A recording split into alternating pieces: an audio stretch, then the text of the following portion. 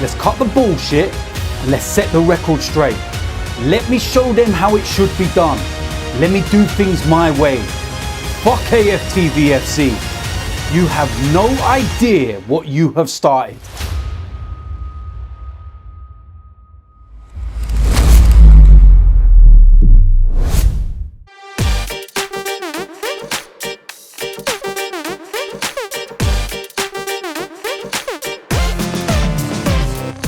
Hello boys and girls, welcome to my player ratings for yesterday's bullshit performance against West Ham.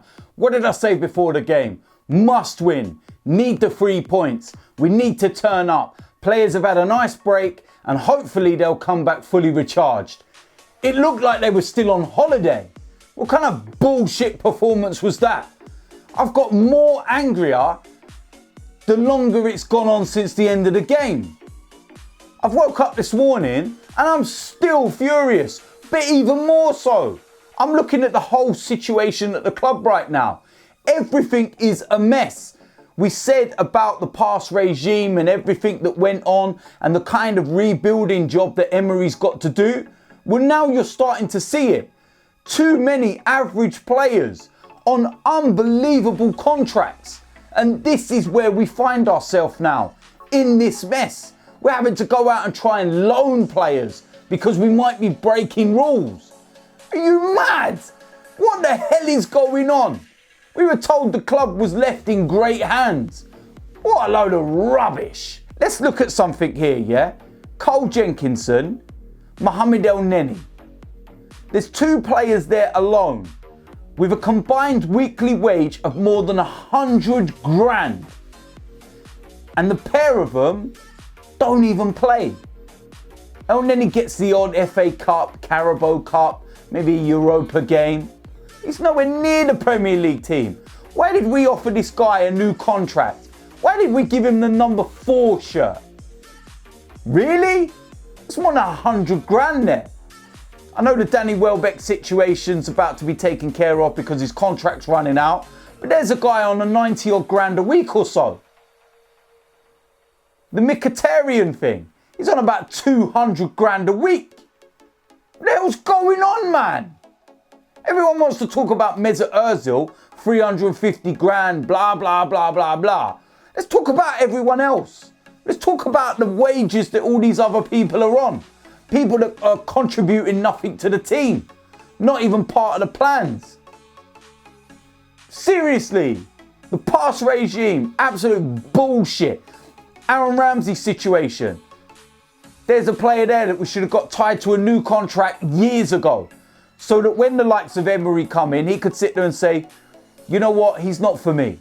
He's not what I want, we can sell him. As a club, we could sit there and say, right, he's got 2.5, 3 years left on his contract. We can command at least 50, 60 million pounds for him. You can then use that money to go and buy the players that you want. But we can't. That's exactly what Liverpool did, remember that. Coutinho wanted out, Liverpool said, all right, bye-bye. Get the most we can for him. Here you go, Jurgen. Take that money, go buy in areas that you need.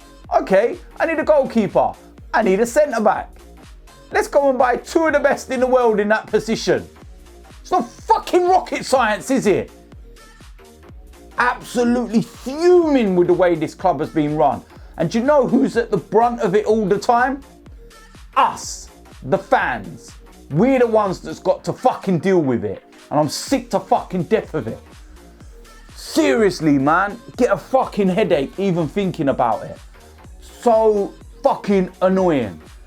We've got Chelsea up next. You know, it's not inconceivable that we would win that game.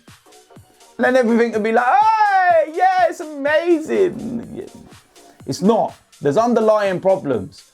The 20-odd game unbeaten run kind of papered over those cracks, and it's kind of, you know, gave us a sense of optimism and hope and that, you know, something to hold on to again as a fan. And when you put up with the kind of shit that we've had to put up with lately, you wonder why we was all grabbing onto it and just thinking, yes, okay. Now, Emery has got the best out of the players that he can.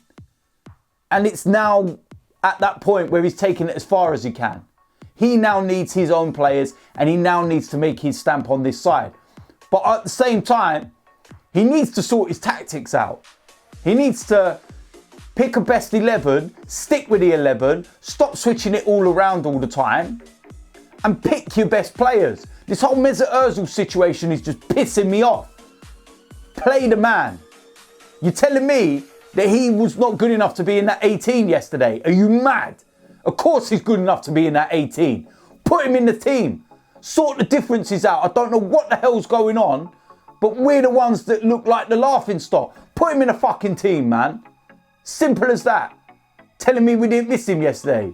Bullshit. No creativity whatsoever. Absolutely fuming with that performance. Pathetic. Oh my word. I need to breathe, man, before I have a heart attack or something. It's just like, this is what the club does to you, man. People wonder why you get so worked up and so passionate and so angry, and seriously, man, it's just, I don't know, man. I just, so wound up. Don't mind losing games if you put in 110% and the team were better than you. But West Ham didn't even have to play well to beat us. That's what's annoying me. My word. Anyway, let me go and get into the player ratings, because, yeah, I could talk about this all day long and I'll just keep on moaning. So, starting off, in goal, Bernd Leno. Probably one of the players in the side that, you know, didn't really do much wrong, to be quite honest with you. Had no chance with a goal. You look at his overall play, it was decent. For as many chances as West Ham had, did they really test him? No. So yeah, it was a pretty standard, straightforward performance, to be quite honest with you. And I'll give Bernd Leno a 4 for yesterday. Going to move into the back three. First of all, Socrates. And again, I don't think he put that much of a foot wrong yesterday with Koscielny. It wasn't that bad, to be quite honest with you. It's just, something's not right in that back line. There really isn't. Something's not right. But I wouldn't put him at blame for everything yesterday. So I'll give Socrates a 4. Next position was Koscielny. And again, I really put a foot wrong yesterday. It wasn't that bad, you know. West Ham didn't have to play well to go through us, and it wasn't their issues as to why they were getting overloaded at times. And, you know, they've done well and they've done their job when they had to. So I'll give Koscielny a 4 as well. Next position, we're going to go with Mustafi. And again, wasn't that bad, but wasn't that great. Sliding and flying around into tackles at times really pisses me off. But not that bad, but same as the rest actually. I'll give him a 4 as well. I'm going to move to the next position, and that was Ainsley Maitland-Niles on that right-hand side. Now, I see a report this week saying that Niles has said that he would like to play in that wing position and make that his own.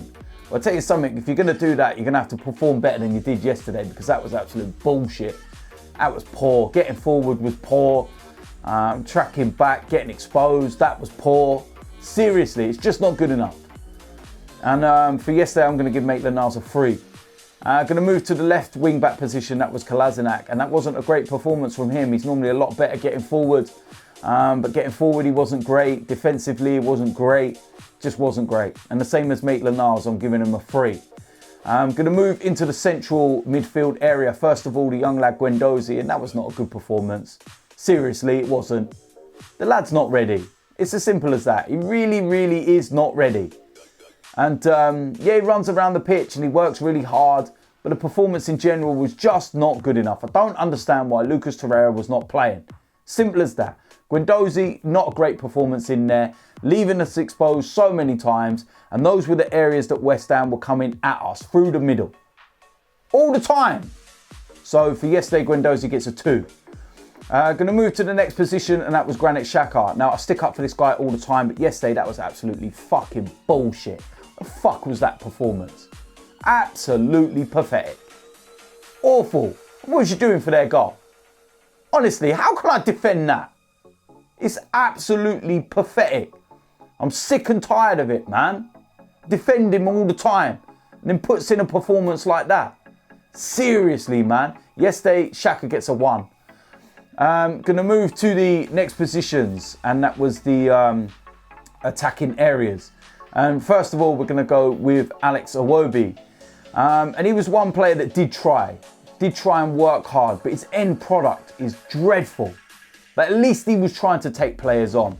At least he was trying to get at people and trying to make something happen. Just not good enough though in the final third. For yesterday, for his work rate and the fact that he was trying, I'll give Alex Iwobi a 5. Gonna move to the next position. That was Pierre, Emerick, Aubameyang, and not a great day whatsoever. I love the guy, but his work rate yesterday was dreadful. Everything was dreadful. Out on that right hand side, just stop doing it. Stop playing him there. It don't work. And it was poor.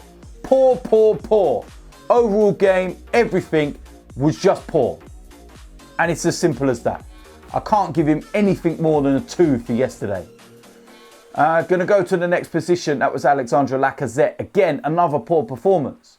I know the service weren't there. Just wasn't right yesterday. Nothing seemed to work. Nothing was right. And again, can't give him more than a 2 for yesterday. Substitutions. First of all, Lucas Torreira. You seen the difference when the man come on. Why was he on a bench in the first place? Come on, man. Torreira, good performance when he come on. Done what he needed to do. Give him a 5.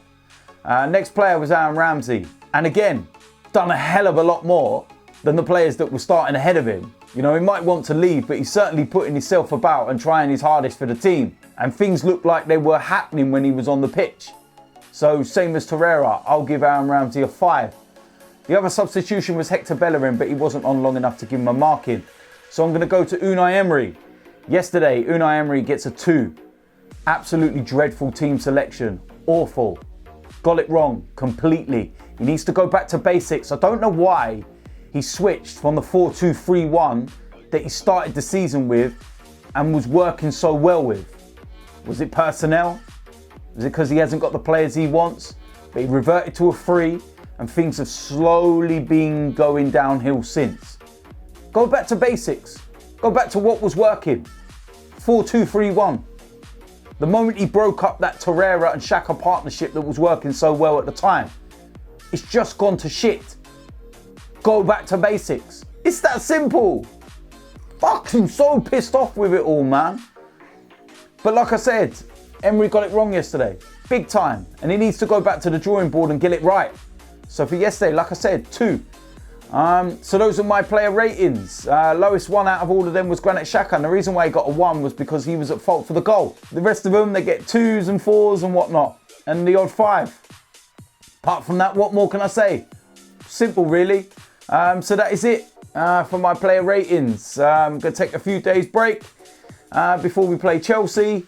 And then I'll be back for the preview of that game, matchday vlog, and then the player ratings after. We will wait and see what happens. I have no idea what will happen. So until that preview video, I'll see you lot soon. I'm out of here.